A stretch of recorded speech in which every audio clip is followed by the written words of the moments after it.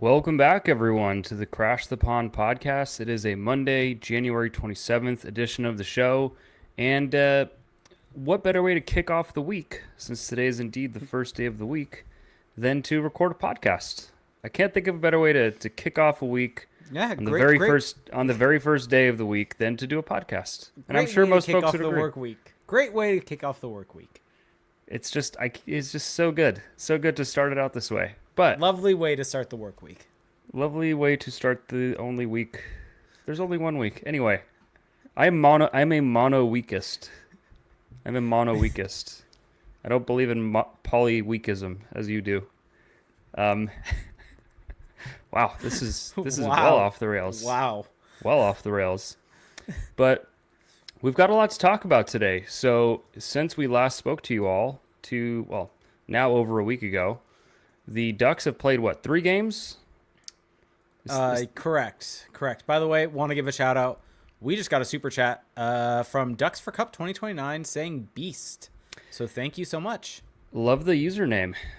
Ducks for Cup 20. Is that realistic? Project 2029? Can we get on board with that? What? What's so funny? I don't get it. Anyway, the Ducks played 3 games. Thank you, Ducks for Cup 2029. We appreciate you. And if anyone else feels so inclined, hey, don't be shy. But they've played 3 games, and they lost 1 game to the Florida Panthers, which was not a good game. And now the Ducks have won 2 games in a row. They beat the Pittsburgh Penguins 5-1. They beat the Nashville Predators 5-2. And look out, cook out. But the Ducks have scored 10 goals in the last 2 games. Are the Ducks back?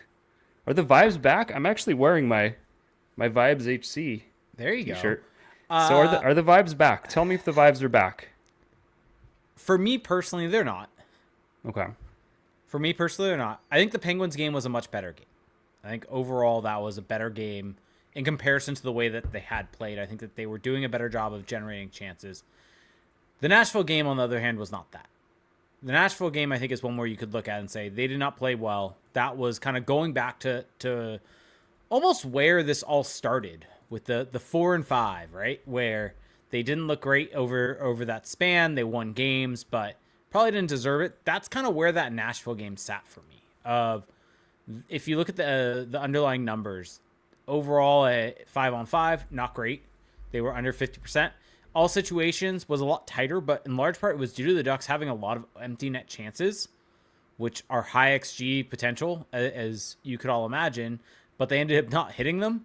So if you kind of take out the empty net situation for the Ducks where they had high XG totals, it would have been kind of more of a blowout from Nashville. And so what that kind of leads me to believe from the Nashville game is goaltending kept the Ducks into it. Realistically, that game probably should have been around a 3-2 game for Nashville. And so the good news coming out of this, because I know that I just said a bunch of negative things after 2 straight wins, but I'm gonna push back on you. I'm gonna flip it to the positive right now. Don't worry. I'm gonna push back on you. Over that span of the 4-5, one of the biggest frustrations that I personally had was this over reliance on the veterans. It felt like the young kids were getting snipped. It felt like they had their wings clipped. And while that still is the case in some fashion, with Mason McTavish not being on the ice with the empty net against the Nashville Predators, this little stretch, this 2-game winning stretch with 5 goals has largely been driven by the younger players. I don't think the Troy Terry line at 5-on-5 is really having a large impact. Mason McTavish is really impacting the game. Trevor Zegras is looking good. Leo Carlson is looking good. Pavel Minchikov is looking good. This is being largely driven by the young players on the team, which is what you want to see. And so if you're looking for a positive out of this stretch, even if maybe against Nashville shouldn't have gotten that result, this is one that is being driven by the younger players, and that's a good sign for this team. Yeah, I think that sure the wins were not perfect, especially the one against Nashville, and they outplayed the Penguins, but it didn't feel that convincing. But the headline of this week, and a headline that we should really spend some time talking about, because there's a lot of bad going on with this team. As our listeners know, we don't sugarcoat it. There's a lot of bad, but I think that even for me personally, it just gets a little exhausting just beating the same drum every week. So we're still going to call those things out, but I think that this week there's a lot of positive that we should just kind of lead with. And the number one positive of this week is Mason McTavish. That is the headline for me. He was named the second star of the NHL for the past week, the week ending January 26th, which is a Sunday. And in that week, in 3 games, Mason McTavish scored 5 goals. So 5 goals in 3 games for McTavish. And what really has stood out to me is that I haven't watched it back yet, so maybe this opinion will change. But I don't necessarily think that Mason McTavish's game in these last 3 games, his overall game, his overall play, has really stepped up a notch. I just think that he's in better positions to succeed.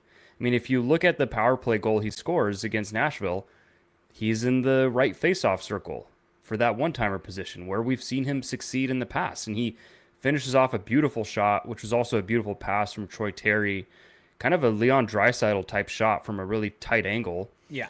And then the first goal he scores in that game against Nashville, he's driving to the net, but it's a great play by Alex Killorn, and it's a great play by Trevor Zegras to keep the puck in at the blue line, finds Killorn. Killorn then just perfectly hits McTavish on the tape as he's driving to the net, and he's got a goal there. So, yes, has McTavish maybe not been as net front driven in the past as maybe should have been? Maybe. Or maybe it's just that now, like, he's just in those spots and there's guys around him that can actually find him.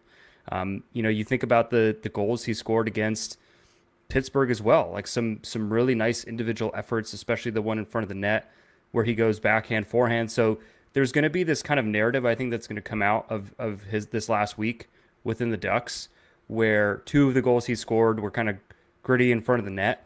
But to me, especially the one where he puts on a move, like, yes, he was going to the net. Yes, he has the size, but he's also got skill to finish.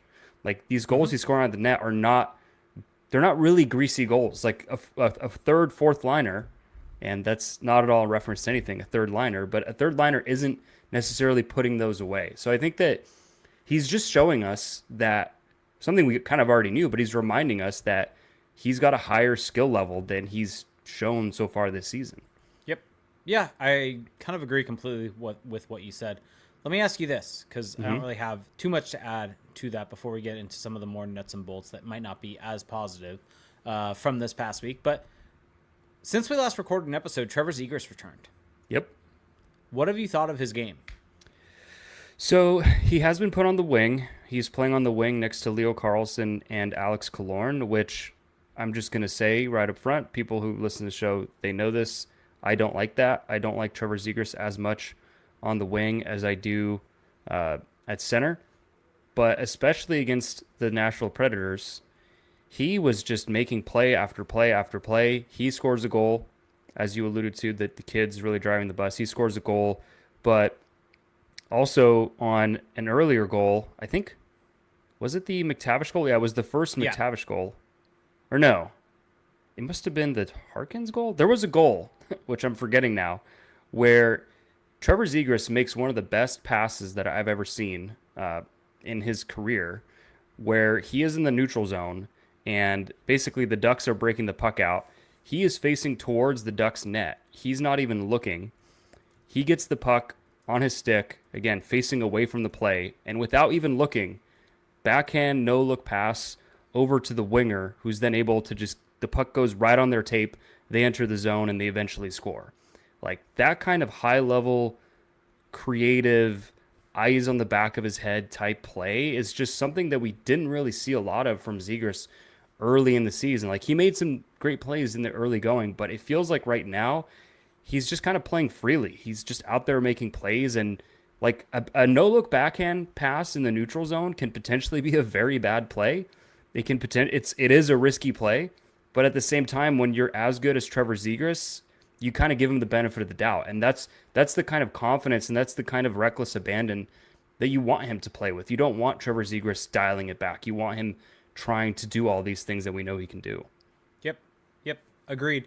I think he's definitely settled, and I think the very first game against Florida, I don't think he had a great game. I think you could tell that there was a little bit of rust, but I think as the games went on, he's really built into the games. I think against Nashville was his best game so far of the season.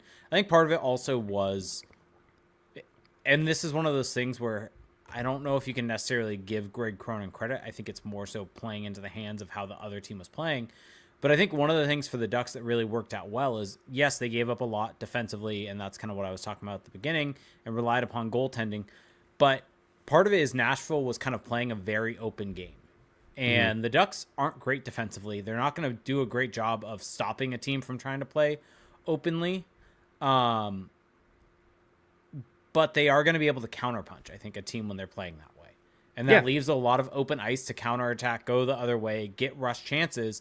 And I think that's where Trevor Zegras really thrives. Yeah, and so I put the link to the clip in our chat, but so the the pass that he made that facilitated an entry was on the goal that he himself eventually scored. So he basically set himself up in a way. But yeah, he played great. Mason McTavish has played great. I think that, like you also mentioned, Pavel Minchikov, I think that he's kind of working his way back into being a difference maker offensively. And then, although the points haven't really been there, I think that Leo Carlsson has played well. Would you concur? I don't know. Yeah. What's your view of Carlsson right now, especially with a lot of the chatter that's going around about, his struggles and I think he's looked better. Other players in that draft succeeding right now. I actually think the Panthers game, even though Zegras didn't look great, I thought Carlsson looked really good in that Panthers game. Mm-hmm. And I think he's just followed up. I think he's just where I've settled in with Leo Carlsson is I think just the way that he's being coached isn't beneficial to his play. I do still think that there's progress there, though. And at the end of the day, he's a 20-year-old right now? A 20-year-old playing in the NHL. Like, he's not going to, just because he's not putting up the points now like Adam Fantilli is, that doesn't necessarily mean that he was the wrong pick at second overall. It could potentially end up that way.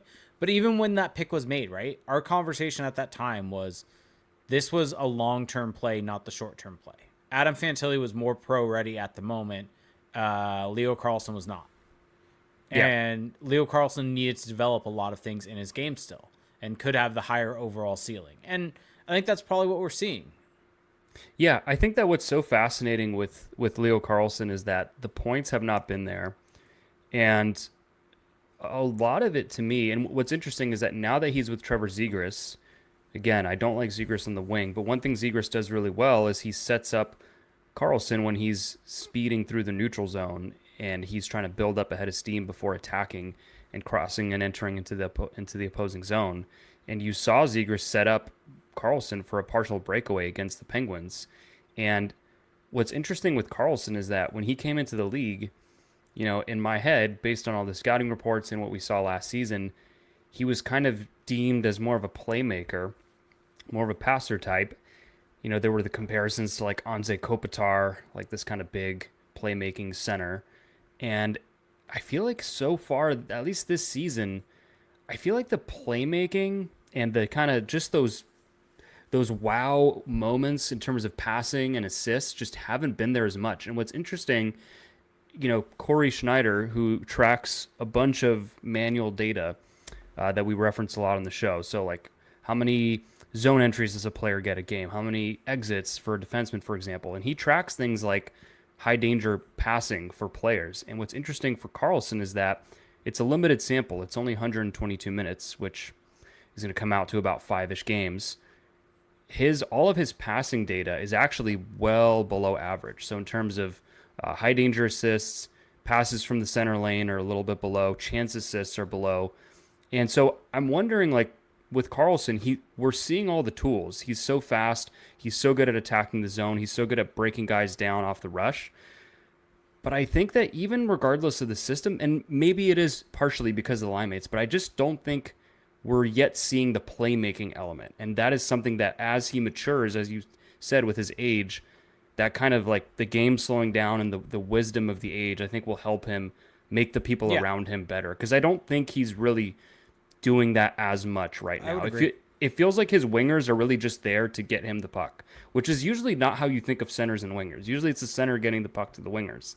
But Yeah, Anyway, but I'm not like there's people that are kind of really worried about his development, and I do think that like you shouldn't turn a blind eye to it. He does not have very good production this year, and there are agreed. things that are somewhat troubling in his game, like especially all the turnovers, but at the end of the day, like there's still a lot there, and like you don't panic right now. Now is not Yeah. the time to panic on Leo Carlson. If it's still like this a year or two from now, then I think it's time to be worried, but not right now.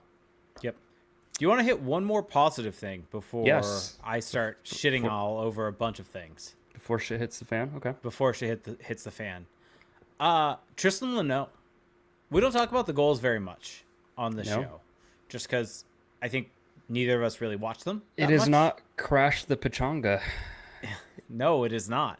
But it is worth mentioning that Tristan Leno, I'm trying to get to the actual numbers, but he has 11 points in his last 4 games. And while neither of us are the biggest points guys ever, that's not something we look at It's that kind much. of all we have in the AHL. So That is a staggering number in a very small sample size, especially when you think about the fact that he only has 21 points in 26 games. 11 of those 21. And so to me, this is either potentially some regression that earlier on in the season he was just not getting the puck to go his way, wasn't his line mates weren't shooting, things like that. Or there is a potential of him just figuring out how to play in the AHL and figuring out the game and finding a way to score, finding a way to impact the game offensively. And this is a really, really good sign for the Ducks. But I also think it opens up some really interesting questions long term. yes. Well, so to stay on his actual play, Yeah. I can't comment on it too much because I haven't watched these games. So I'll give myself a little homework assignment and watch some goals before the next pod. But there's also the part of it too that he just hasn't played. He barely played any hockey for a year, and it takes a little True. time to get back up to speed and to That too. find your rhythm, find your timing. And so it kind of makes sense that he's getting better as the season goes along. I remember I watched a game of his earlier in the year, and I thought that he looked really good physically, but it was a lot like the NHL where it just felt like the timing was just a little bit off. And so, yeah, him being good right now in the AHL is good for this team. It's good for the future of the team, but it does create some dilemmas. Yep, because we'll get into one of the things that has happened lately, but the Ducks currently have 3 right-hand shot defensemen. They have Yep. Drew Ellison, they have Radko Gudas, and they have Jacob Trouba. But I think if Tristan Leno is really pushing his way onto the team, a decision has to either be made in the sense of Drew Ellison is going to be your 7th defenseman then long term, or one of those young, or it's not one of those young, one of the older defensemen needs to be moved. And so that's, I think, going to be the real question mark this summer of, I think by all accounts, Jacob Trouba is going to be a Duck for a little bit here. And so is Radko Gudas' time as a Duck going to be up because of Tristan Leno pushing? Or is Drew Ellison potentially going to be moved? And they really are playing him right now to put him out there to potentially move him, and then Tristan Leno comes up. But regardless, this really forces the Ducks' hand a little bit. Yeah, I think that this was always something that we talked about as Yeah. soon as the Trouba trade was made. Is like, well, Tristan Luneau is here, Radko Gudas is here, and Drew Hellison is now part of the team. And Drew Hellison has not been sent back to San Diego since that time. You know, his play has kind of waxed and waned a little bit, but he's still a solid enough defenseman. And so now going into next season, assuming that they trade Brian Dumoulin, your left side is set, Lacombe, Minchikov, Zellweger. Your right side is also set if you do nothing. And so I think that the likeliest thing that happens here, and this is just what I think will happen, not what I would do, is I just think that Luneau and Hellison and maybe another young guy, but we'll see. I don't know. But I think at least Luneau and Hellison are going to just rotate. And it may end up being the case that Hellison just kind of becomes a 7th defenseman, or maybe later down the line, like at the trade deadline next year, maybe Radko Gudas gets traded. Maybe the Ducks make a bigger move to acquire a star piece. Elias Pettersson is on the market as we have come to find out through all the different reports. Maybe the Ducks include a young left shot D in that if they were to get in on it. So I think that long term, I think one domino does need to fall for if you really want to play both Hellison and Luneau. But I think that I just really have a hard time imagining Pat Verbeek saying, okay, I'm trading Radko Gudas this summer to make a spot for a kid who hasn't been an NHL regular yet, and I'm rolling into next season with, 5 kids and 1 veteran. Although, at that point, Jackson Lacombe is going to be entering his age 25 season. Minchikov and Zellweger are going to have another year of experience, but still, like, it's an inexperienced group, and I just can't see Verbeek rolling into the season Probably not with that. Well, so I think it's just going to be a rotation again.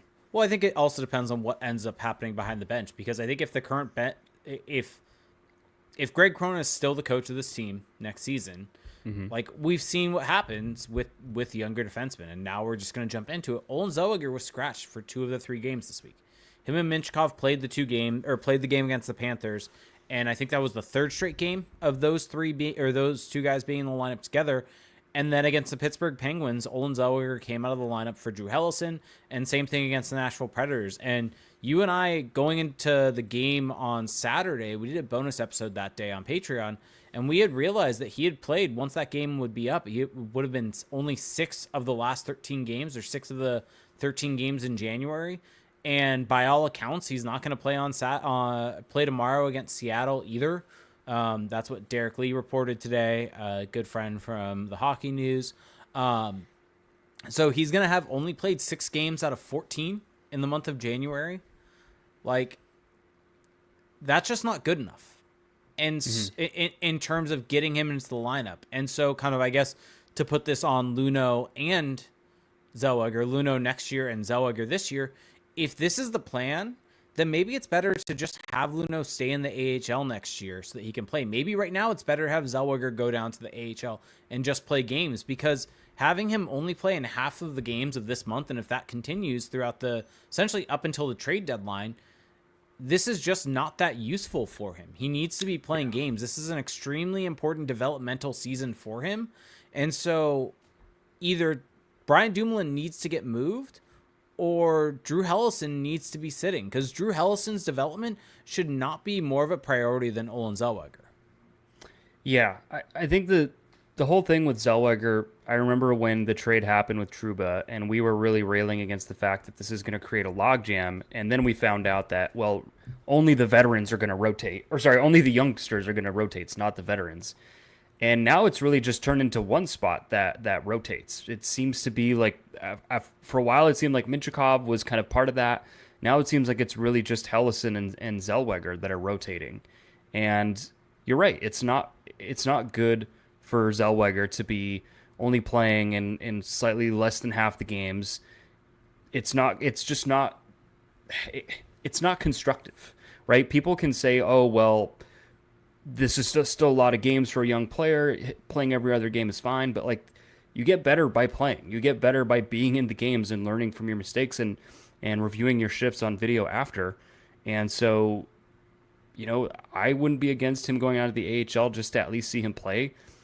I do think that there's an element of this where, I mean, if Brian Dumoulin gets traded next week or this week, then the problem is solved. It's just we don't know when that's going to happen. Well, and even going back, like you mentioned, to when Trouba was traded, right? Mm-hmm. I think I had said that if Trouba came in, or once that deal happened, if Cam Fowler was moved within that week and Brian Dumoulin was traded fairly shortly afterwards, then it would be a net neutral trade. But the longer that it went on with Brian Dumoulin being on the team and Cam Fowler being on the team, just from the logjam perspective, it made it a negative. And this is what's happening. Like, I'm not trying to toot our own horn here, but this is exactly kind of what we predicted would happen, is that a young guy would sit out of the lineup for every game, and it would eventually become detrimental to this team. How detrimental to them long-term? Unclear. Could end up being a net nothing at the end of it all, but this is just not ideal from the situation of Olen Zellweger should be playing in these games. Is Drew Hellison getting called up kind of like almost like a poison pill for this team? But it's like, it's nice that he's good, but now someone's sitting all the time. Yep. I mean, I think Yep. it's still a positive that Drew Hellison has developed into Agreed. an NHLer, but it's Agreed. just this whole situation kind of sucks. Yeah. Speaking of things that suck, Greg Cronin talked a lot this week. Greg Cronin had a lot of comments this He week. did. Let's actually start chronologically though with this. Of Uh-huh. This kind of all started with the Jakob Silfverberg quotes. Yeah, so Jakob Silfverberg, for those who haven't seen it yet, he had a comment to a Swedish outlet saying basically that in a game where the Ducks were already losing 5-0 against the Oilers, the final season that Silfverberg was there, Greg Cronin had them all get off the bench, be on the ice, look at him, and he was just like yelling at them. And in Silfverberg's estimation, it was like, "What are you trying to do? Embarrass us?" Basically.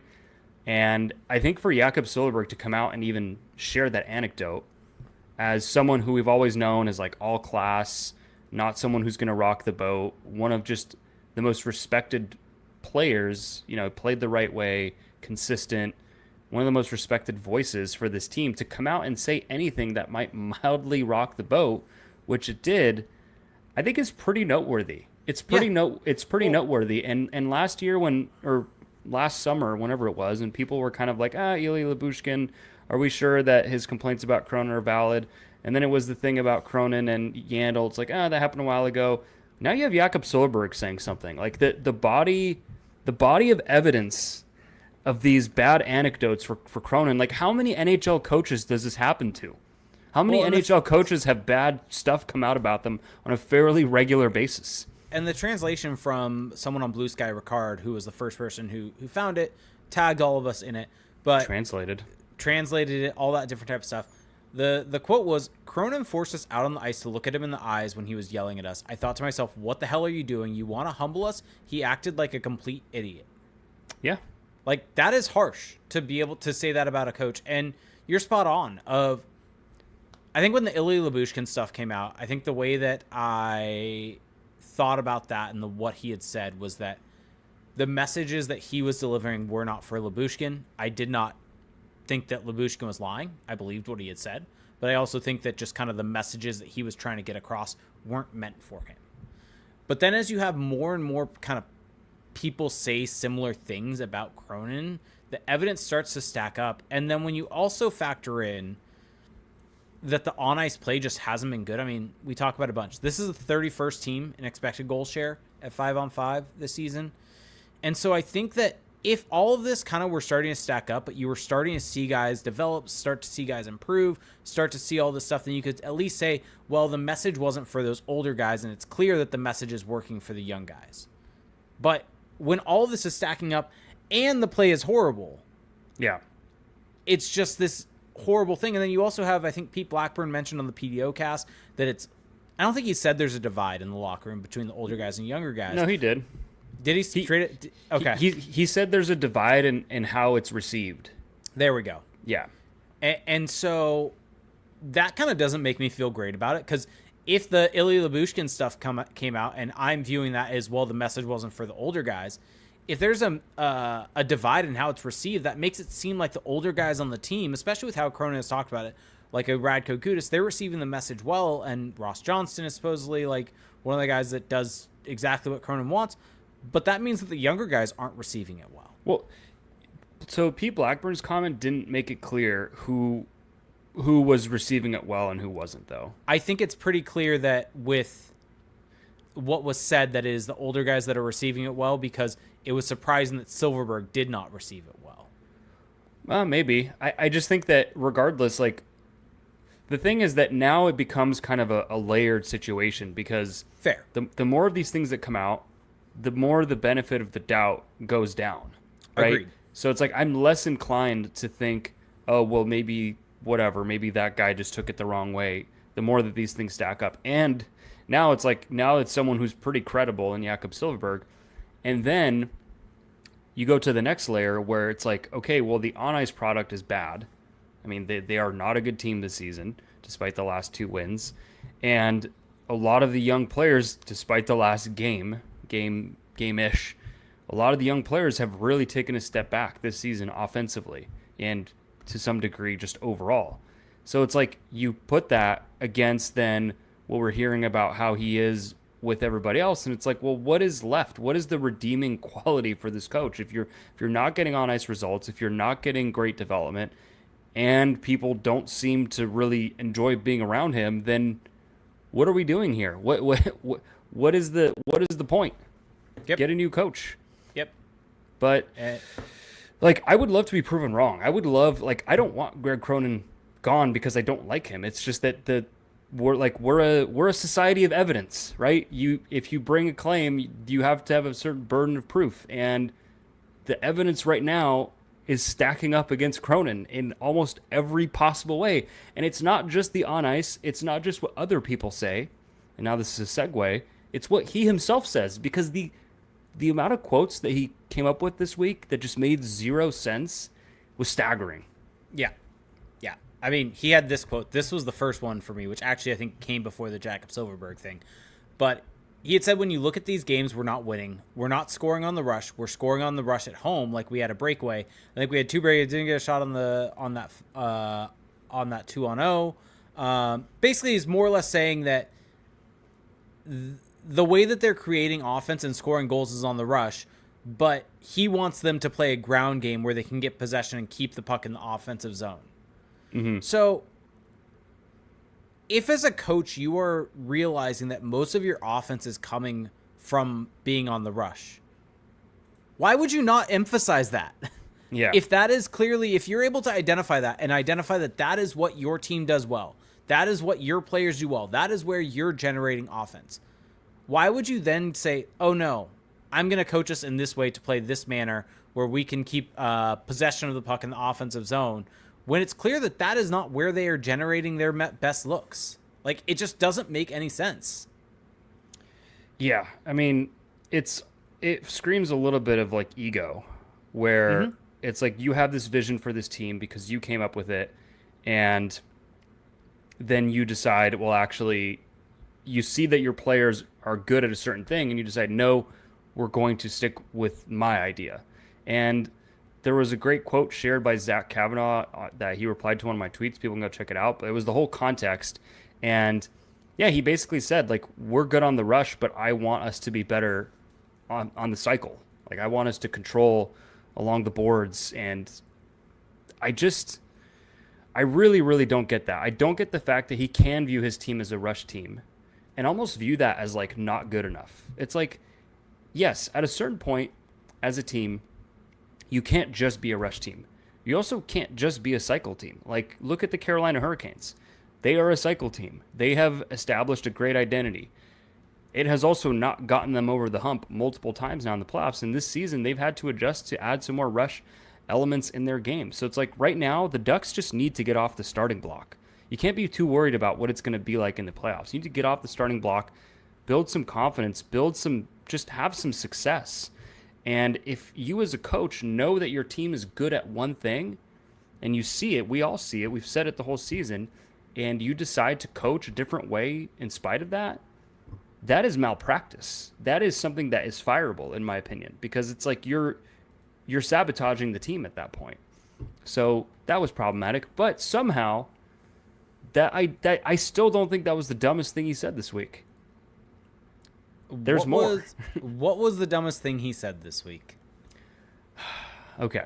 Well, so first off, this is the chronology of it all that I just love. So after was it the Florida game? So remember that McTavish was on Leo Carlsson's wing for 2 games. We talked about it a bunch last podcast. Then he takes him off, puts him back at center against Florida. And then the following game at morning skate, we see the lines, and he's changed lines again. He puts McTavish on the line with Lundestrom and Leeson. I raise a stink about it on Twitter, and like, these are the lines. Yeah, usually we see this was the day after the Panthers game, the practice between the 2 games, and yeah, he had Lundestrom with McTavish and Leeson, Gauthier with Harkins and Fabry. And then the next day, so I think it was a game day, they changed that line. Yeah. They take McTavish off that line, and apparently it was presented by Zach, the beat writer, as just, oh, they were just poking around. So I don't know if that's a quote. I don't know if that's what they actually said, but he changed up the lines after changing them up again, which is, you just never see that. I mean, I can't remember another time of seeing this where you have one line at practice and then it changes the next day with like no injuries or no new players coming to the lineup. So my own opinion on that was that either Cronin actually changed his mind on this and thought, no, actually that idea I just had of putting McTavish with Lundestrom and Fabry was a dumb idea. Maybe he genuinely changed his mind. Or maybe Mason McTavish was like, dude, what the hell? Why am I on this line? Or someone spoke up internally, someone within the team, and was like, wait a second, hold on. What are you doing here? Let's leave him on this line with Gauthier and Fabry that he's been playing on. None of those outcomes are good because I personally don't believe that that was a line that they were just poking around with. That was a line that they intended to use. But let's assume that they were poking around.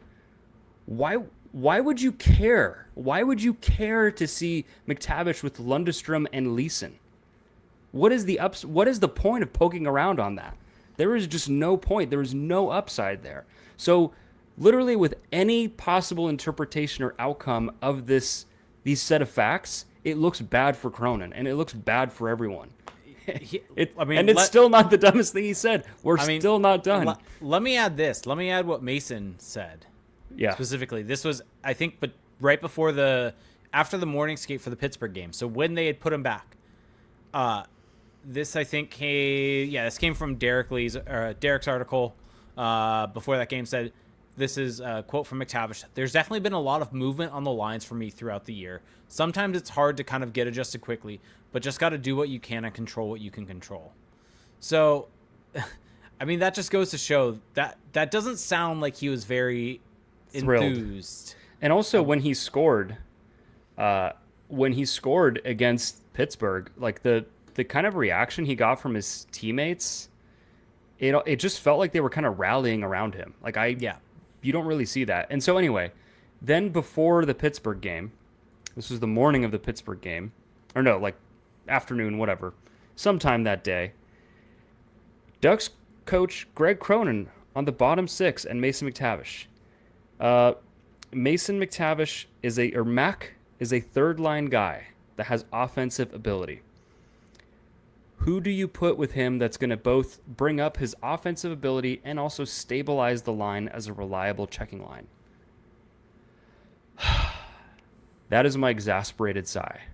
Because Greg Cronin just characterized Mason McTavish, who scored 19 goals in 64 games as a 21-year-old, 17 goals as a 20-year-old, a former third overall pick, a guy with clear offensive gifts and some elite skills and tools, referred to that player, characterized that player as a third liner.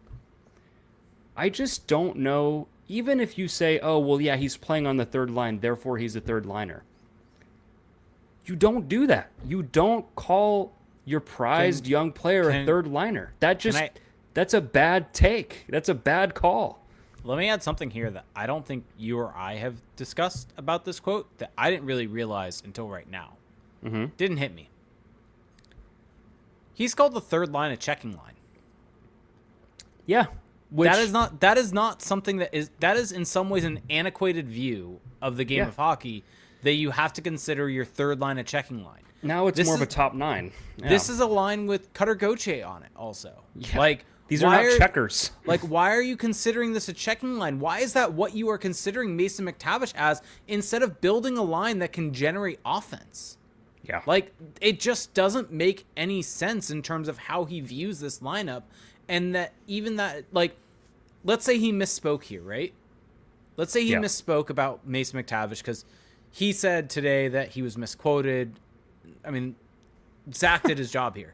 Zach posted the full ass quote, and with Zach, the question. Zach, I know that you've said you and I have DM'd. I know you listened to this. You are doing great work. This was a really, really good job to get this quote from Greg Cronin. So keep that up, please. And if anything, it should just be he misspoke in this thing, not it was misquoted. But regardless of that, let's just give Cronin the benefit of the doubt here and said he misspoke. Even if he misspoke about McTavish being a third liner with offensive ability, the fact that he is thinking about the third line as a checking line, that is not him misspeaking. That was not the misidentification of Mason McTavish. That is an archaic way of thinking about your lineup construction. Well, but still, if you view your third line as a checking line, then you still have Mason McTavish on a checking line. Fair. Square peg, round hole. You're still not accentuating him how he should be. Like, Mason McTavish, we talked about it a lot last year. Defensive game was a problem. Yep. Like, we said that, we banged on that drum. So maybe we should kind of like acknowledge that, and I think it's important to. But, and I've said this before on the pod, at the end of the day, what will either sink or elevate this rebuild, where it's either going to fail or succeed, is how much these top draft picks can hit their offensive ceilings. It really just doesn't matter as much, not nearly as much, how well they can defend. They're going to have to learn to defend, and they will. But if they can't be close to point per game guys, then this team is not going to be a Stanley Cup contender. It's just not. And so that's the thing that you need to develop for them. Well, and that's why even looking at that Nashville game, where I could be critical of it in different ways and relying on goaltending, defensive being an issue. But I think that the positive out of that is that the offense was there. Now, is that because of them playing a team that is willing to trade chances and be wide open? And that's what's generating the offense? Nashville did not look great. Probably. But regardless, give the kids their credit. Yes. They played well. Will that continue against teams that are maybe a little bit more shut down on defense? Probably not. And so that's kind of the concern overall. But I guess to loop this back to the Cronin side, I think we this week just felt like a flashpoint for me, where it felt like somehow every single day I thought that there couldn't be something said, something done that would just make me feel more frustrated than the previous thing, and yet somehow it kept being topped. Well, yeah, we're not done. We're not done quoting Cronin here. What did I forget? So Cronin was then asked about the Silfverberg thing. Oh, that's right. And so I'll just read the entire transcript, since shout out to Zach, he posted it all. He just basically asked him about the Silfverberg thing. He said, when you look back on last year, what do you think worked well? What do you think kind of needed adjustment year over year as far as your approach? And he said, well, it was interesting. Everybody has a style of coaching, and I could be called intense. I talked to Lyubushkin right after that report came out. He had called me actually right after that came out, and he said he was misquoted. Okay. There was a balance there. There's a lot of young kids, and he was identifying meetings being long, some storytelling that he felt was not relevant to the game. And when you're trying to coach young kids, you don't have the time you have in the American League to teach and prepare. So, in these meetings, we're just trying to make sure that you're teaching to the lowest learner sometimes. Lubes and I had a good conversation, bit of a chuckle over it. Silfverberg's, I was just made aware of it, and it kind of surprised me because I think the event he's talking about was during Edmonton's game, and there was a TV timeout, and I was just trying to get the players to dig in and compete. The game was getting kind of ugly, and they were overwhelming us at times, and I do it now too. I don't really have them, whether they're in front of me or they're on the bench. I don't see what the score is when you're down goals. The message is you got to keep playing. I don't care what the score is. That's the responsibility of the coaches and the players as well. I have a great relationship with Silver. I don't know what context it was said in, but I respect him. He's a veteran, and I think his words have value. So, in all of that, there's more, but I'll save everyone that. That was the relevant part. Does it just not feel like Greg Cronin can't ever see why people would speak out? Like, it just feels like he kind of touches on it that, yeah, the meetings were long. Yeah, I may have said some things. But at the end of the day, I'm doing it for good reasons, and that's all that matters. When did he have was it this week that he had the quote, or did it just resurface? Sorry, as you were saying that, I remembered. About the quote about coaching in the NHL, yes, and how when you're coaching in the AHL, guys are just trying to make it to the next level, so they do what they're told. Yeah. But in the NHL, that doesn't happen. Did that happen this week, or is that an older quote? That happened this week, yeah. Okay. But what did you think of his explanation of the Silfverberg thing? I think it was very PR trained. Yeah. I think I think he was made aware of the situation by Ducks PR, and he gave a very PR trained answer. I also don't really. I think he just said a lot of nothing. Oh, I'll finish. This last paragraph's actually pretty good. He said, going back to the question, what do you learn? I learn in the NHL, there's a lot of ways to talk, and at the end of the day, there's a lot of different people, and they take messages differently. The spirit of my messages is to motivate and inspire people and to make them better. And as you know, it's a different world. Some people need a customized message, and during that time, you don't have the ability to do that. You get 30 seconds to try and motivate people. What is he saying there? I feel like he's saying it's my way or the highway. I know the way that I coach and that's how it is. And if people don't like it, they can get out. Also, you know what really bugs me is this constant reference to like today's world. Like this has been the case for a while now. This is nothing new. And it's reality. You can't just keep like saying, oh, well, today's world. Like you got to adjust, adapt or die. Like that's just the reality of being an NHL coach. And a lot of this just feels like just fluff, trying to explain it away, but also like a bit of a lack of accountability, in my opinion. I'm not expecting him to come out and say like I'm a bad coach, but just say like, yeah, maybe I could have eased up or whatever. Yeah. And then the saga continues. But this was today.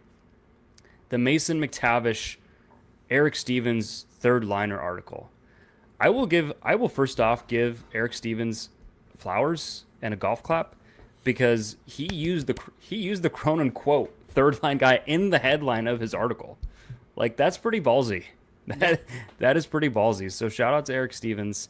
But McTavish claimed that he never saw the quote, and then Cronin was asked about was asked about it, and he basically said, "Yeah, I talked to McTavish about it, and he basically alluded to like I was misquoted." And it's just like, huh? What? No, you were not misquoted. Like the entire transcript was posted. This is not about your words being twisted. This is about you and your words and the impact that they have. And you can't just keep running from that. Do I believe that that Mason McTavish never saw the quote? I do not believe that at all. Not at all. I think I'm sure he saw it, or at least someone told him, and he probably wasn't happy. And then Cronin had to explain to him, right? Why would Cronin talk to him about it if he didn't know? Like, there's just no point, right? Yeah. So, what a week that was. What a saga that was. Just a good old dumb week. Yeah. And it looks like it's just about to get dumber with Olin Zellweger still sitting.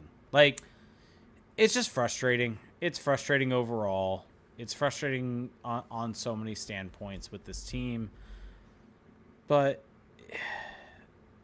I mean, at this point for me, just airing out where I'm at with this team. Mm-hmm. I am at the point of just get to the Four Nation tournament, and then hopefully there is a change. Because for those that might wonder why, maybe we talked about this last week, but what's the benefit of making the change now? Why not just ride it out with Cronin? And there's still a decent amount of hockey to be played. Yeah. There's just under half the season left still. And it's not as if the Ducks are going to make the playoffs, but you can at least get these guys playing in a way and set themselves up for success next season. And set themselves up feeling good going into the offseason.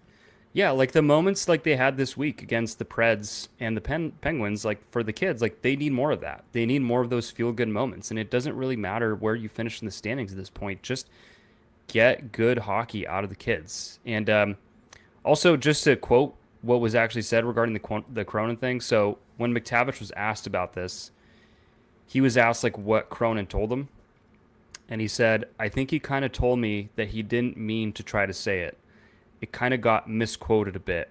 I don't even know what he said. I just go play. That is a very, very unsurprising answer from an NHL player. But if Cronin did in fact say that he was misquoted and that he didn't mean to say it, then I'm just confused what he was even trying to say. Genuinely, like what?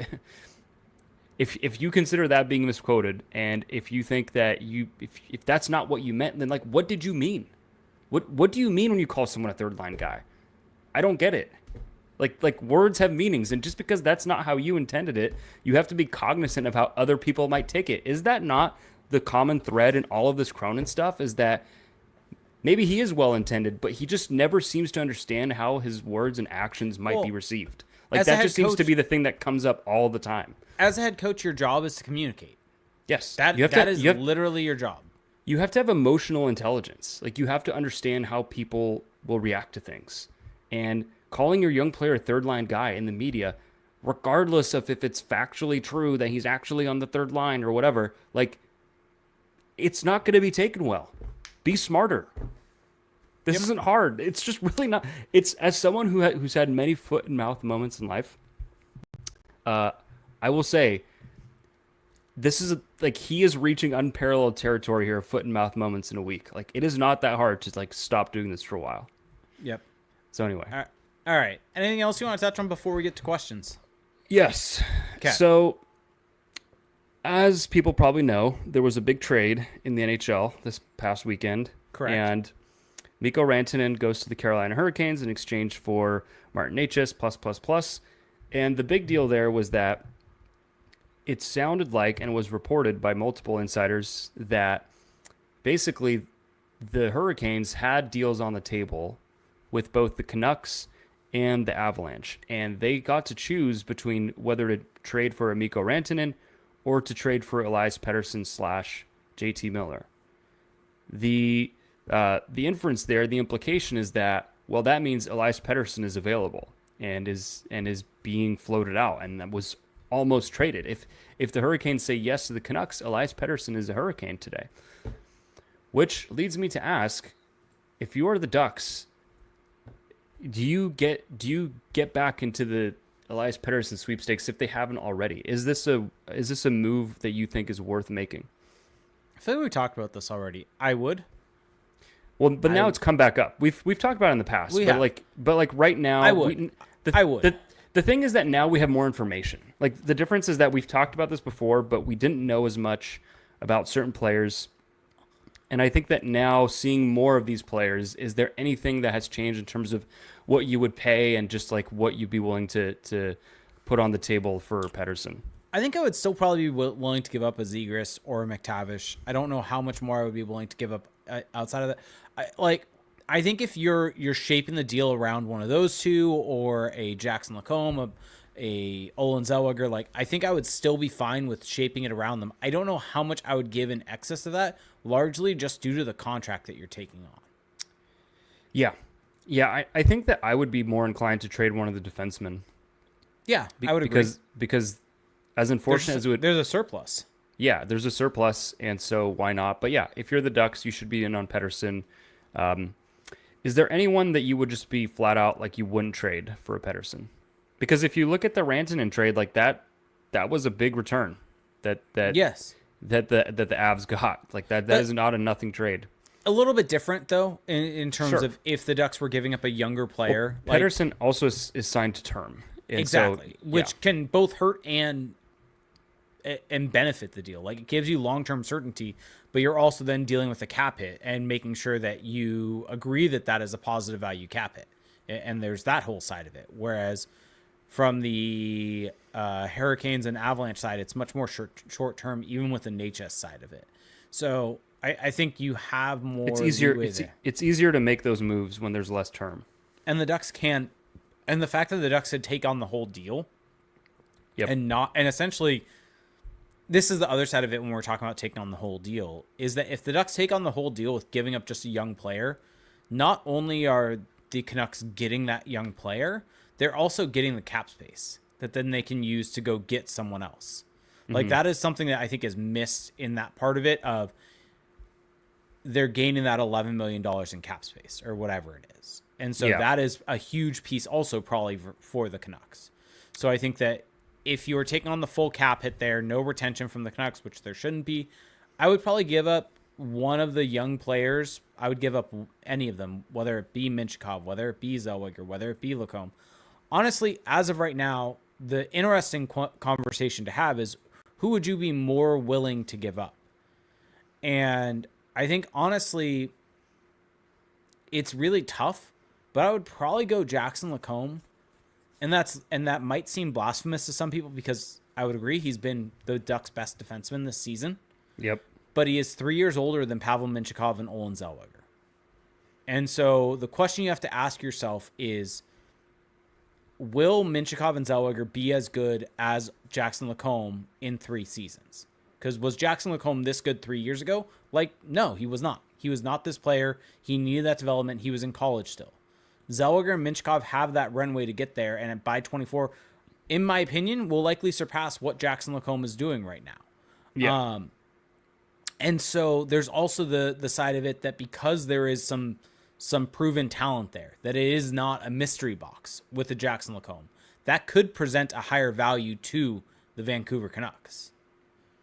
Yeah, that's kind of the kind of the two sides of it for the Ducks, at least, is that Lacombe is already good, and you know he's good. Minchikov and Zellweger, we think will get there and be better, but they're not there yet. Mm-hmm. And so how do you weigh those two things? And I don't necessarily think there's a bad answer to that. Agreed.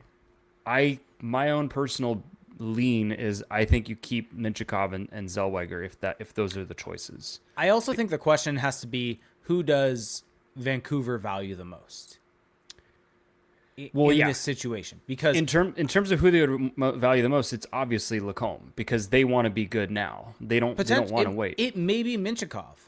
They may view Minchikov's draft position and profile and think that he's the highest. It's true. I mean, they could say like Minchikov was a 10th overall pick. Yeah. And that has a lot. We know that has a lot of value. And then, I mean, man, imagine Quinn Hughes and Pavel Minchikov in his prime. Well, let's just say that, let's say Lacombe and Minchikov, same value. The deals would be the same, just swapped in and out. Who would you be more likely to give up? So, yeah, someone in our chat points out that, yeah, the Lacombe's tracking data looked really good, and it does, but I still think I'd give up Lacombe before Minchikov. Yep. I would agree. Like, yes, Lacombe's tracking data looks great, but it wasn't there last season. And also, it's like, as much as I love the track data, for him, I think it came out to about 8 games, which 8 games is it's a decent sample, but it's also like, it's a snapshot of a season. You know, we don't know how that would look if you extend that out to 30 games. Maybe it would stay the same. Maybe it wouldn't. And I really like where Jackson Lacombe's game has gone. I also think that there's this thing that's been popping up in my head of like, well, he's been given the most rope of any defenseman, of any of the young defensemen. He's been featured on the power play. He's been a mainstay in the top 4. He's basically he stopped coming out of the lineup at a certain point. I think if Pavel Minchikov and Olen Zellweger were given the kind of leeway that Lacombe has been given in terms of just being able to go out there, play through your mistakes, because Lacombe still makes pretty egregious errors without the puck, and then also be able to spread your wings offensively, they would look a lot better. And so, like, I'm not saying Lacombe only looks good because he's been allowed to play through it, but like that has helped him, as it should. That's how you should coach a young defenseman. I think the thing with Lacombe that I just come back to is age. Like, and it's very much I understand why people are hesitant to move him, because he's good. He has become that proven talent, and he is very good, and there is no doubt about that. The question ends up being, and this is kind of what I mentioned in the beginning of this, of do you believe that Zellweger and Minchikov will be as good or better than Jackson Lacombe in 3 seasons? And I think for me, the answer to that is going to be yes, because the age gap that is currently between them, I think if there are a lot of people out there that are simply evaluating it based upon how these 3 are playing this season, you're missing, I think, the conversation that should be happening, which is that where will these guys be at in 3 seasons? Because that is the conversation that should happen. They're 21-year-old defensemen in the NHL. I mean, 2 years ago, they were both playing in junior hockey. I mean, even last season, Jackson Lacombe's underlying metrics were hot garbage last season. Track data, hot garbage last season. Yeah. And so as a 23-year-old was really struggling. Mm-hmm. And then this year was able to take the step with a year of growth. Yeah, and that's what you want to see. Like, none of this is to really poo-poo Jackson Lacombe. It's just to point out that, hey, this is the natural progression. Guys do get better. Now, he has taken off. I think even as good as he looked at times in the past, I did not expect him to be this productive offensively. Which is why maybe you do keep him. Because I'm not saying that you 100% move Lacombe over the other two. I think that's what I would do, but I think there's an argument either way. And that's the thing is that, like, that's why if they were to trade a Zellweger or a Minchikov, I wouldn't I would personally disagree with it, but I would see the logic of keeping a Yeah. Lacombe because Yeah. he has crossed that threshold. Well, yeah, and he is in his And prime. like until you've done it, you haven't done it. And Yeah. that's where you can't fall in love with your young players too much when you have the opportunity to grab a star. So, Correct. I also, maybe this is just me being overly cautious. I also would just like to see it for more than a season from Jackson Lacombe that's fair. to understand if this is just a flash in the pan season from him. Mm-hmm. And, or like, are we buying too much into the Jackson Lacombe stock? And should the Ducks just cash in on that as of right now when you have two younger players that are potentially going to be better than him? Yeah, I do just think that the stuff he's doing out there is kind of undeniable. Like he is helping this team tremendously, especially when he's got the puck on his stick. What do you think about this question from Alex Olvera? Is Elias Pettersson that guy? Only had one season of elite production. I mean, that's a great question. But here's my counter to that. Here's my rejoinder. Is that what that means? Anyway, here's my counter is that Elias Pettersson might not be that guy, quote unquote. He might not be a true blue top 5, top 10 player, but he is undoubtedly a first line forward. I think we can all agree on that. He has been productive in the past. I mean, hell, he was a 30-plus goal scorer last season. He had 89 points last season. Like, that is not nothing. Yeah. And what are the avenues for the Ducks to get a player of this caliber otherwise? Like, Mikko Rantanen's probably off the table now, if he was ever even on it. Mitch Marner, you can hope for Mitch Marner. But, like, how else are the Ducks going to go and get an elite player? Like, it's just going to be very hard to do. And so, yes, is Elias Pettersson the perfect player? No, but I think the argument for getting him is just that there's just not a lot of other ways to get players of this caliber on your team. Yeah, and to this point that Roosh is bringing up, are we ready to see another Brandon Montour, Shea Theodore case? This would be completely different than either of those. Shea Theodore, you're getting Elias Pettersson back. like Shea Theodore was due to the expansion draft, and they traded him because of that. It was a dumb decision by Bob Murray. Brandon Montour, like, he didn't develop, like, he did not become what he is now until, like, 5 years after. Well, the Brandon Montour thing is just not a good comp because there's two things with that. Brandon Montour was not developed properly with the Ducks, but they still, like, at the time, got a pretty good return. They got a first-round pick, and they got a prospect. Then he kind of floundered in Buffalo, and then he eventually got to Florida where he flourished. But it took time. Like, so the Shea Theodore thing was dumb from the minute it happened. We knew that, and we called it out, and people fought us on it, which is hilarious because we ended up being right. But anyway, I wanted to end with this before we get into questions. Brad DM'd me in Discord and said 1 or 2 words about GMPV, about Pat Verbeek. And I do think that that's kind of been the elephant in the room in all of this, watching the Cronin experiment and the usage of the young players and Olin Zellweger not getting to play. Like, Pat Verbeek can do something about this. Pat Verbeek has a choice. Pat Verbeek can step in and make a trade and just move Brian Dumoulin just like for a 4th-round pick instead of a 3rd-round pick or whatever. Pat Verbeek can make a coaching change. Pat Verbeek can tell Greg Cronin to make certain decisions. Like, Pat Verbeek is not just like some victim here who can sit idly by and can't do anything. Pat Verbeek is full control, and the longer that this goes on, he is basically endorsing it. The inaction amounts to an endorsement.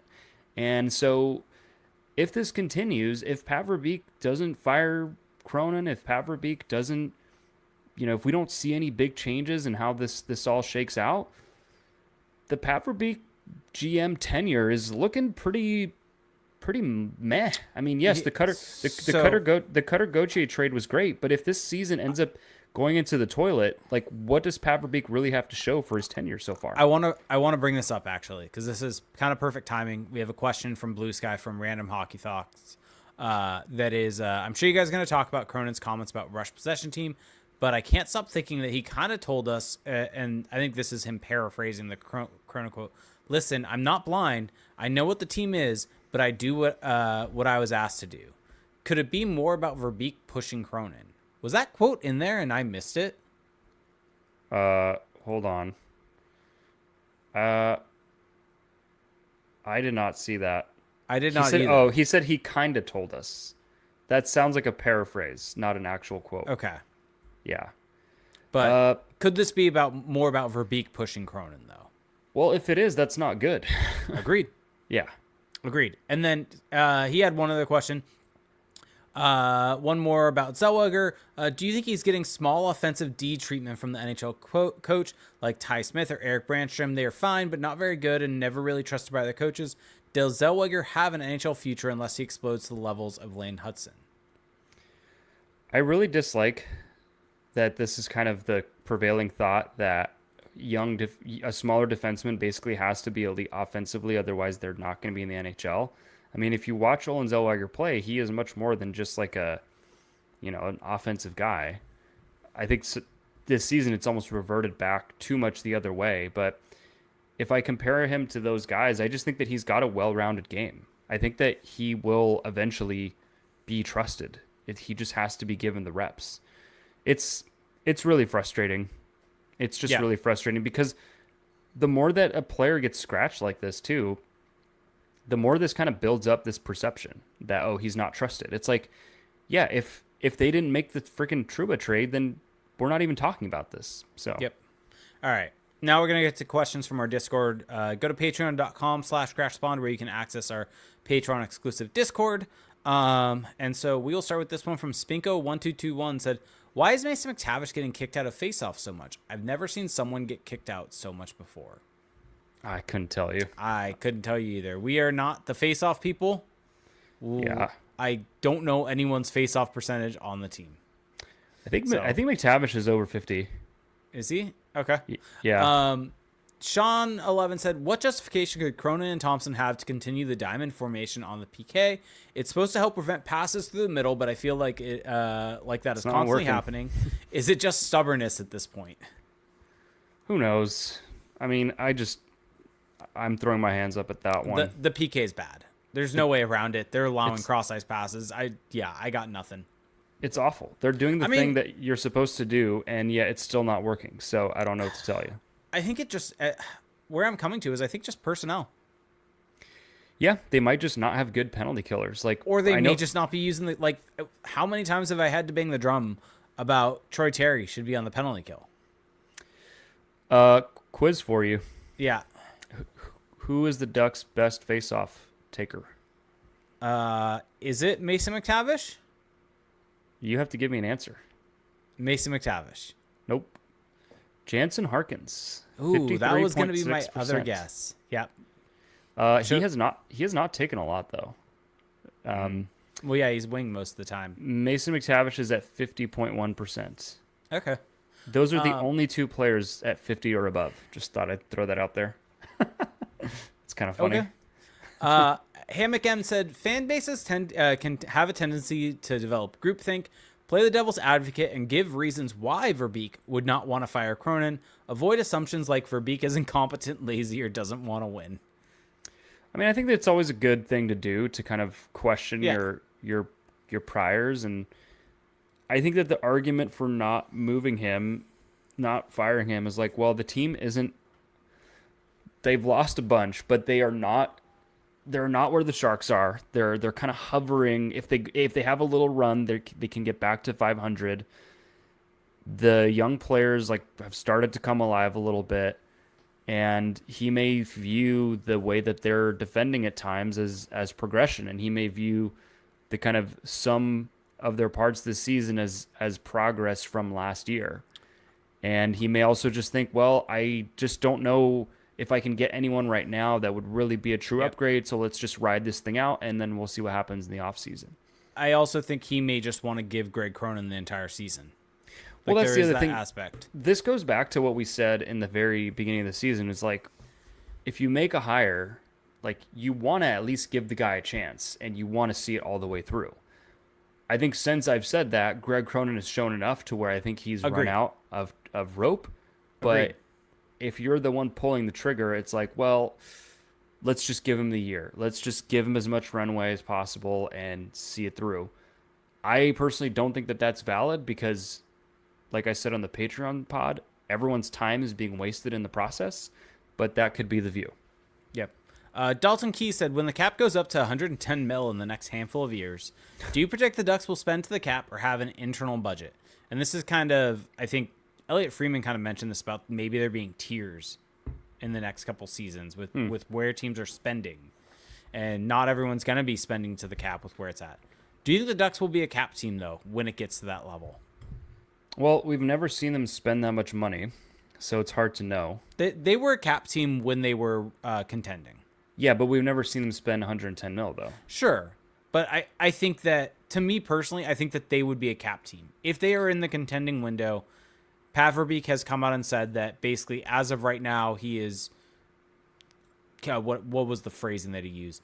He's spending money like it's his own, but he has the full backing of the Samuelis to spend money when they are contending. Here's a question for you. Yeah. What was the salary cap in 2014? 70 mil? Are you sure? No. Okay. Let's just say it was 72 mil. Was it I don't 72 mil? I don't know. That sounds like it could be Oh, right. you're guessing now. Okay. Let's say, when do you think it'll go up to 110? 2 seasons, 3 seasons, probably. So in 2028. Okay. And do you think that inflation will stay at 3%? Sure. I don't know. It's the average. 3% is the average. Fine. 72 mil in 2014 would be 104 mil in 2028, assuming 3% inflation. So the Ducks, if they just spent how they did in 2014, would be a cap team, would spend up to the cap in 2028.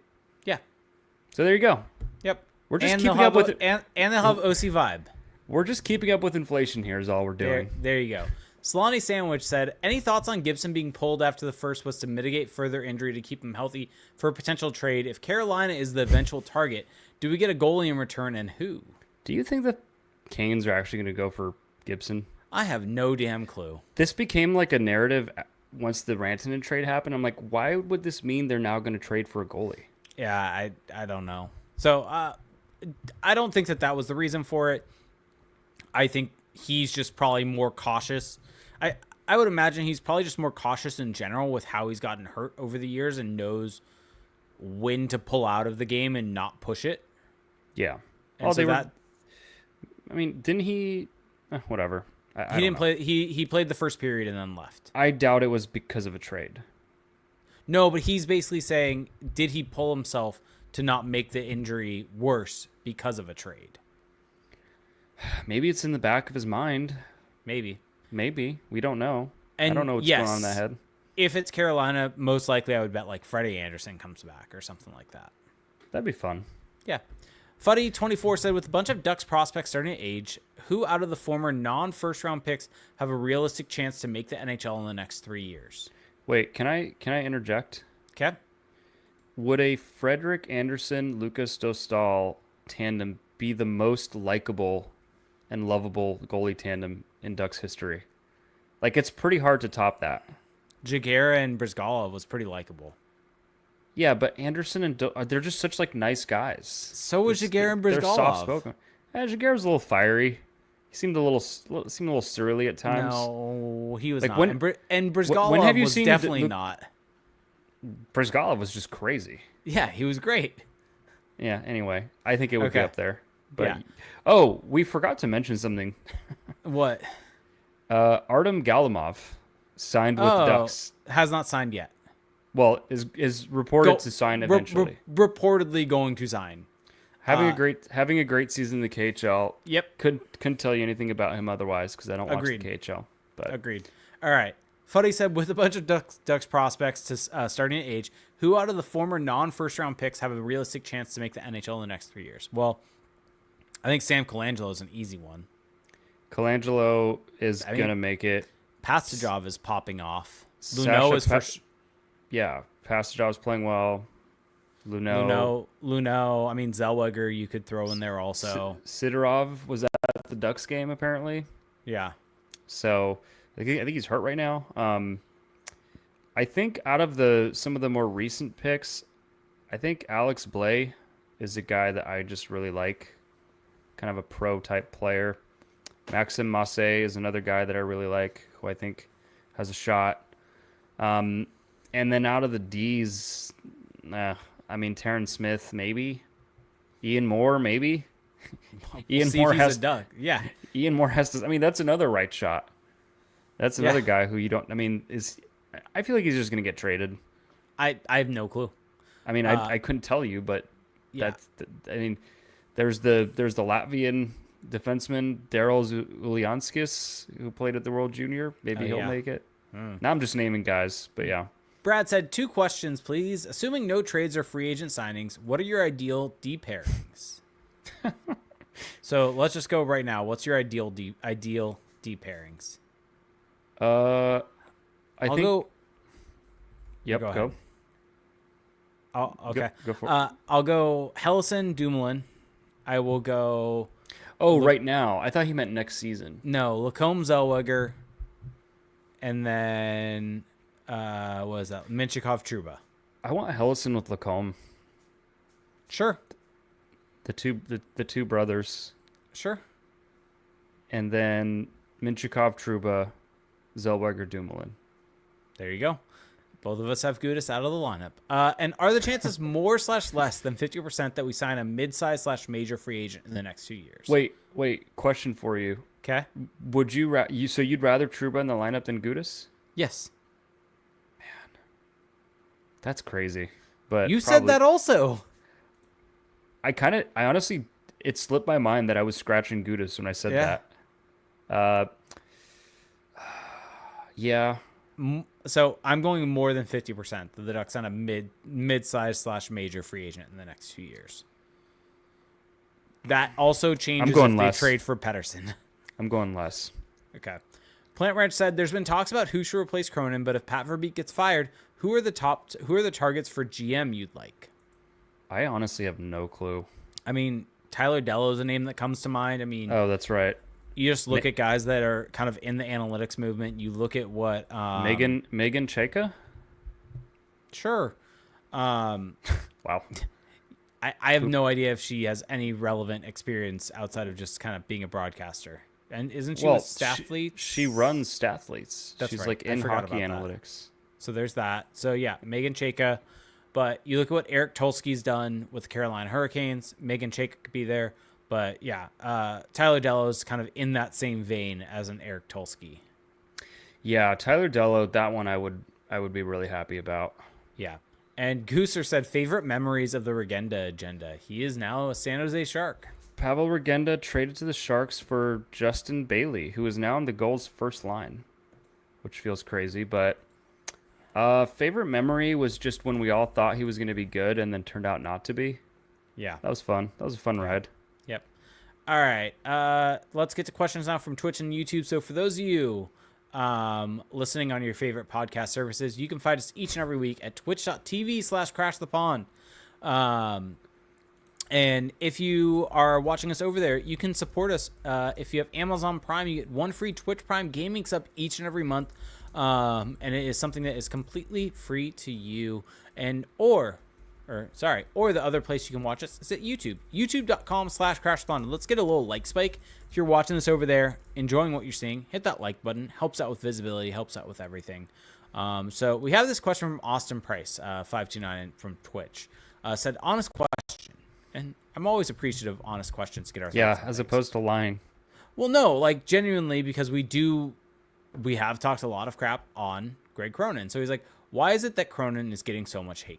Not saying he should get 5 years to turn it around, but I feel this roster isn't talented enough to expect much more than a bottom 5 to 10 finish. Expecting too much from young players too soon. And I think my response to that would be, maybe we did expect too much from this team. No. You're not even going to give that out? Nope.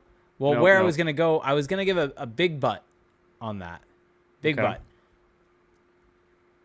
Even with the expectations of that, this team should not be a 31st team in expected goal share. And with with the fact that as a coach, he is evaluating and understanding that they are thriving by playing a specific way, but he is not going to coach them to play that way. He is not putting them in spots to succeed. And I don't think he's getting too much hate because at the end of the day, yes, the record is better right now, but the overall 5-on-5 play is bad. Well, it's not just that. It's The gotten development's worse. bad. They've taken a step back from last The Ducks season. are worse than they were last year. The young That players shouldn't happen. The young players are not developing, and I think any sort of look at this team from the record perspective is purely just based on goaltending. So unless Greg Cronin is creating a situation where Lucas Dostal can play out of his mind and John Gibson can play out of his mind, like this team would be in the cellar. Yeah, I just think that framing it in terms of standings, while I think it's not a bad way to look at it, is leaving out a lot of information. And I wouldn't really care if the Ducks were in the bottom 5 to 10 if there were other signs of improvement. Like, that's the thing. The standings part of it, I don't really care about. It's the fact that, like you pointed out, they're almost the worst team in the league at 5-on-5. They get outplayed almost as bad as the San Jose Sharks do. Oh. And I look at this team and I think that they should be beyond that.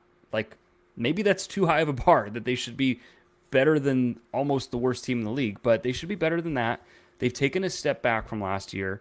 The young players are all having a hard time at the same time, which at a certain point, it's like if it's happening to all of them, it kind of makes you wonder, what is being coached to them. And then I also look at the fact that this team, the way that they are playing, just is not conducive to their best players' strengths. At the end of the day, your job as a coach is to get the most out of what your players have to offer. And the way you do that is by tapping into what they do best.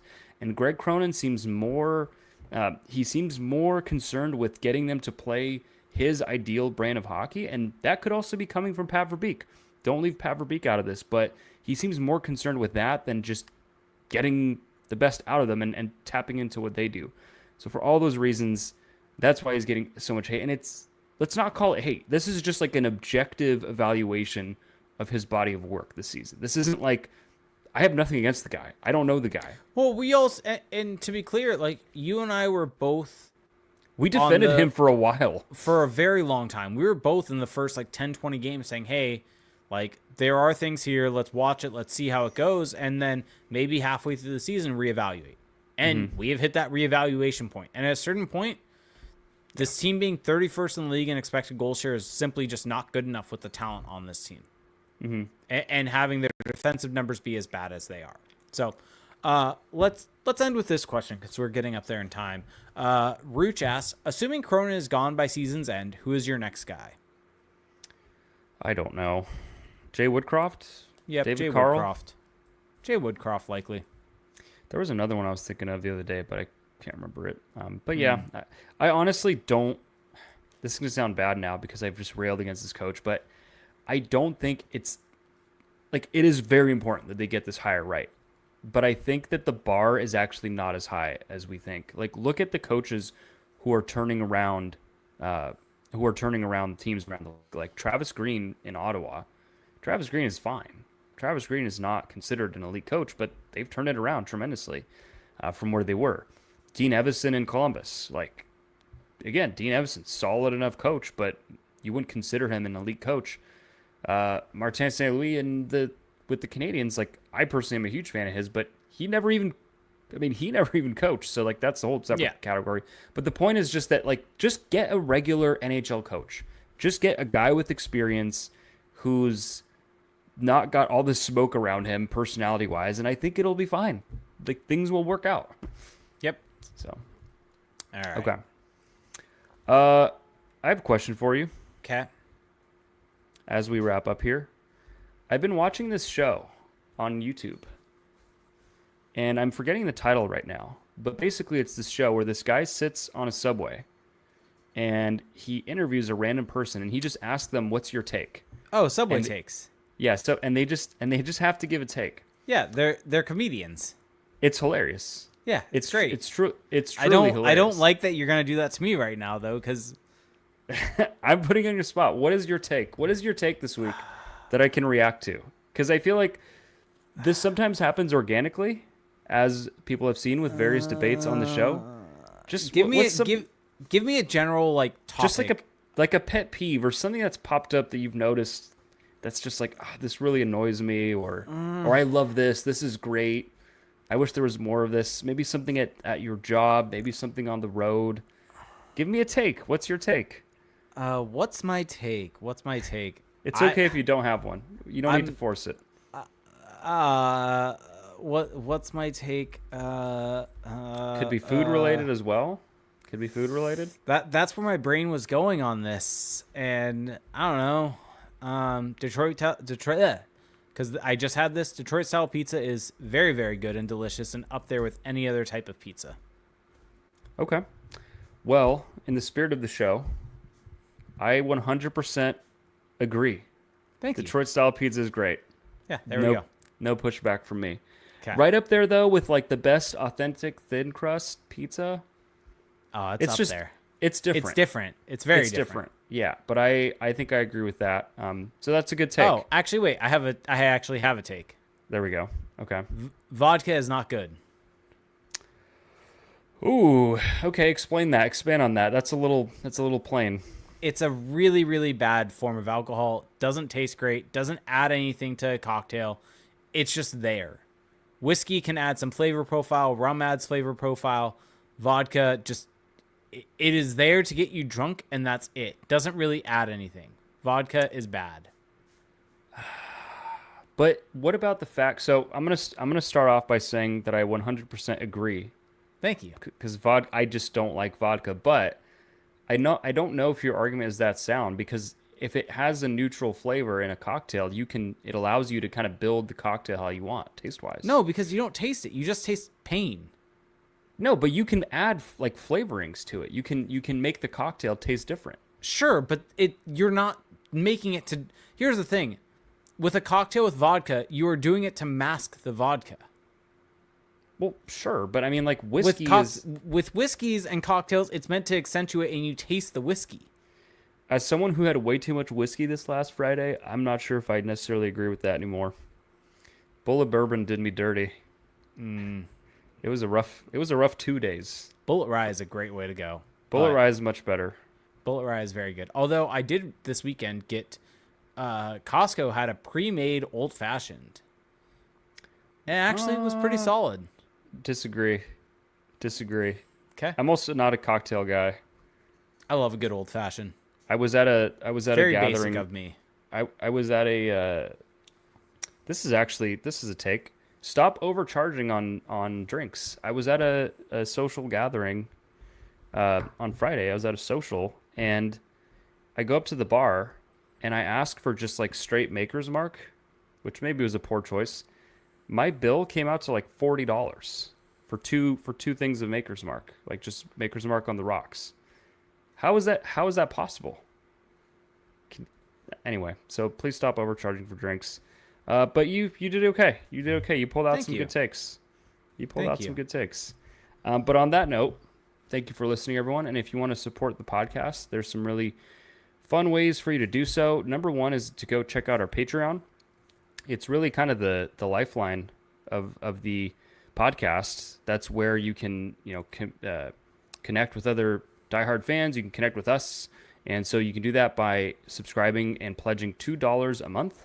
So $2 a month, you get access to our patrons only Discord server, and that's where you get to pretty much hang out with us. I mean, we're in there all day chatting about the Ducks, chatting about different things, chatting about current events. I mean, it gets wild in there sometimes, but it's just a great way to connect. Join a fun community. It's just $2, so you're supporting us and you're getting something out of it too. You can up that pledge to $7.50 a month. So in addition to the Discord, you also get access to 2 bonus podcasts a month, where we get a little more unfiltered, a little more behind the scenes, more of our, like, I don't want to say our true takes, but on here, we try to be very impartial, very kind of like present both sides, but on that one, we're just go. We also talk about other teams, so it's fun. And then on top of that, you get access to bonus player breakdown videos. So shift by shift videos. And these videos are so good that people who may or may not be associated with the Ducks, may or may not have subscribed to our channel. It may or may not have happened. I don't know. But all I'll say is that check it out. Support us. It really means the world. Patreon.com/crashthepond. You can also subscribe to us on Apple Podcasts. Leave us a rating and a review. We haven't gotten one in a while, so please leave one. We want to hear from you. Also, you can subscribe to us on Spotify. We're on there. Leave you can comments leave us feedback there. Yep, and you can also subscribe to us on YouTube. Check out our website, Crash the Pond. Buy these cool T-shirts, Anaheim Vibes. The vibes are back. Eventually, we'll have an orange version. Don't know when that'll be. When Cronin's gone. When Cronin is gone, I will make the effort and make an orange version. Okay. But on that note, sure. On that note, thank you for listening, everyone, and we'll talk to you next week. Have a good one. Bye.